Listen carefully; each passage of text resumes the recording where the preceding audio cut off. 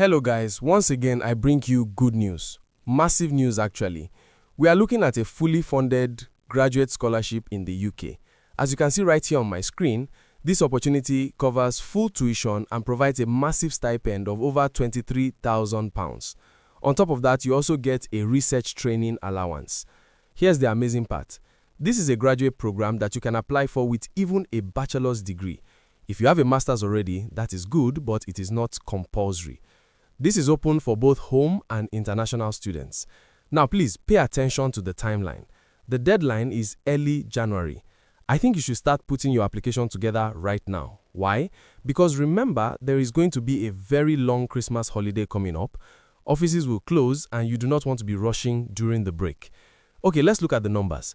This opportunity is available to 50 applicants. It is written somewhere here at the beginning. Yes, 50 fully funded studentships. That means there are 50 spaces available and you could probably be just one of the applicants they are looking for.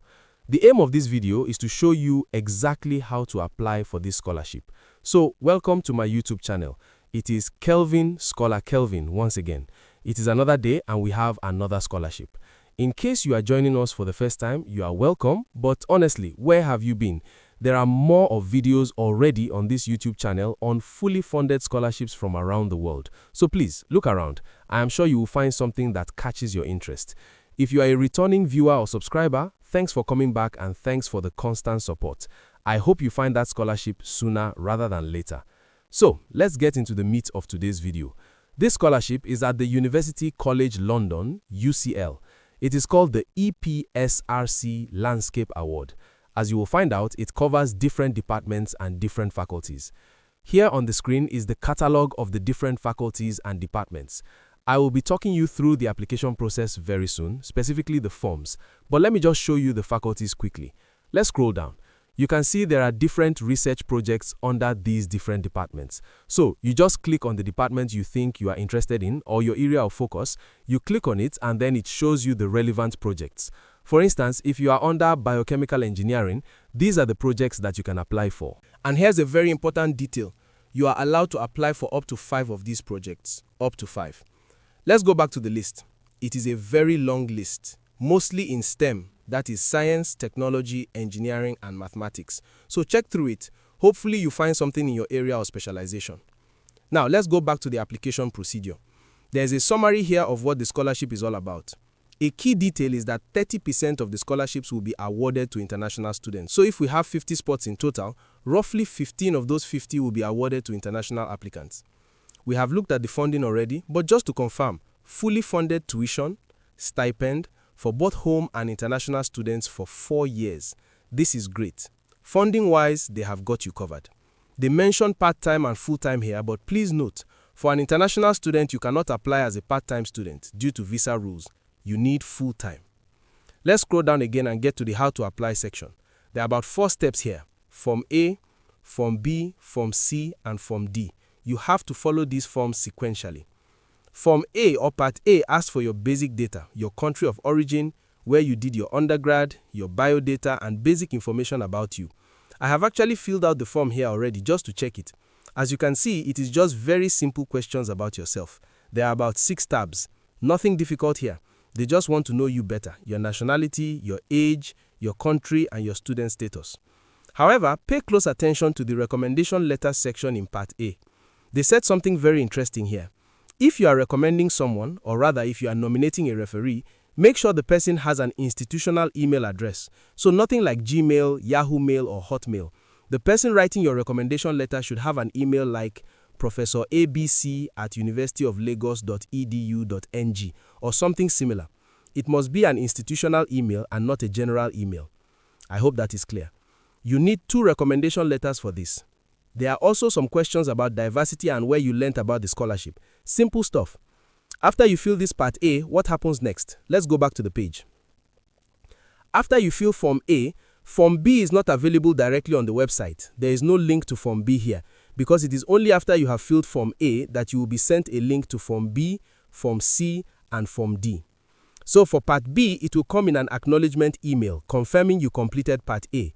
You get the link to Part B in your email. Part B will be requesting your CV and documents like your transcripts. Then Part C also comes in that same acknowledgement email. Part C is critical. It will ask you questions like, why do you intend to apply for this course? What is your research background? What do you intend to do in the future? Why this university? Why this course? We will look at those specific questions shortly. Then you might ask, can I apply just with a bachelor's? The answer is yes. For most departments on the catalog, you can apply directly with a bachelor's. Let's go to the catalog once again and demonstrate what I mean. Imagine I am interested in information studies. I want to apply for information studies through this scholarship. I can see there are 3 projects here for information studies. Remember, I mentioned earlier that you can apply to up to 5 projects, so I could apply for all 3 of these because the maximum is 5. But before I do that, let me go to the Department of Information Studies page to verify the application requirements. I am going to click Study with Us, then PhD Studies, and then Applying. Here is the catalog to get more information about the requirements. Here it is, a UK bachelor's degree or its equivalent, or a recognized taught master's degree. So a master's is not compulsory, but could be a good addition. You need the equivalent of a UK bachelor's. Usually that is a 2-1 or second class upper. That is good enough. Let me type in my country here, Nigeria, and select it to see what it comes up with. Okay, for Nigeria, it is saying a bachelor's requires a 2-1 second class upper. So it means with a bachelor's, you can apply for this scholarship. Now, I did mention earlier the English language test requirements. You can click on this page and it takes you to where you can get more information about exemptions. If you scroll down to the page, you will see what they call majority English-speaking countries. Unfortunately, my country, Nigeria, is here, so I wouldn't have to write any of the English language tests. UCL considers Nigeria a majority English-speaking country. Good, I have that sorted. No English language test for me. So, just to reiterate, if I wanted to apply for this, I would start from the main page, click the link to Part 1, Form A, fill that form, submit it, and then wait for the acknowledgement email, which contains the links to Part B, Part C, and Part D. One final note on Part D, referees.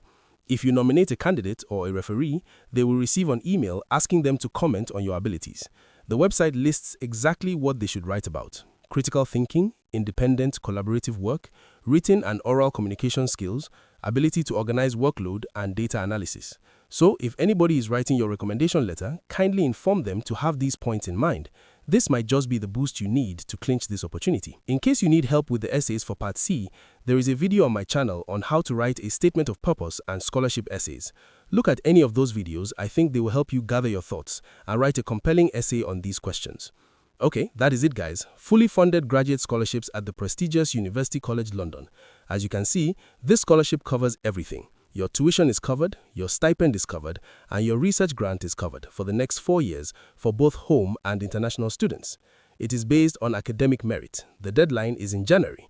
Remember, there is a long Christmas break in between, so please try to submit as soon as possible. I hope this was useful. As usual, I cannot wait to celebrate you. Get to work, and I will see you at the top sooner rather than later. Bye-bye for now. Cheers.